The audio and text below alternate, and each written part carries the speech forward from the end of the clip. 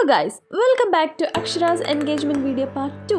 ഞങ്ങൾ രാവിലെ എഴുന്നേറ്റ് ഞങ്ങളുടെ പരിപാടി സ്റ്റാർട്ട് ചെയ്ത്. എങ്കിലും പരിപാടിക്ക് മുമ്പ് ഞങ്ങളൊന്ന് റെഡിയായി കഴിയത്തുള്ളൂ. അങ്ങനെ ഒരുവിധം എല്ലാവരും ഒന്ന് സെറ്റായി ഇറങ്ങിയപ്പോഴത്തേക്ക് അവിടെ പരിപാടിക്കുള്ള സമയമായിട്ടുണ്ടായിരുന്നേ.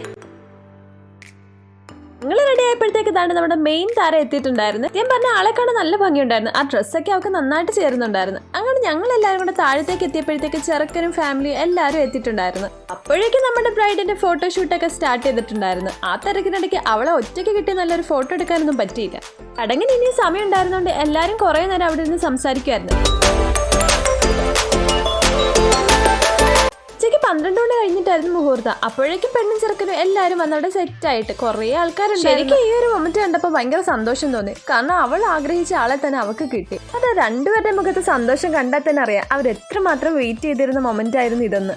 റിംഗ് എക്സ്ചേഞ്ച് ചെയ്യുന്ന ഫുൾ വീഡിയോ എന്തായാലും ഈ വ്ളോഗിൽ ഇൻക്ലൂഡ് ചെയ്യണമെന്ന് എനിക്ക് ഭയങ്കര ആഗ്രഹമായിരുന്നു. അതുകൊണ്ടാണ് വീഡിയോക്ക് ലെങ്ത് കൂടിയാലും കുഴപ്പമില്ല, ഇത് ഫുള്ളായിട്ട് കിടക്കട്ടെ എന്ന് ഞാൻ കരുതിയത്.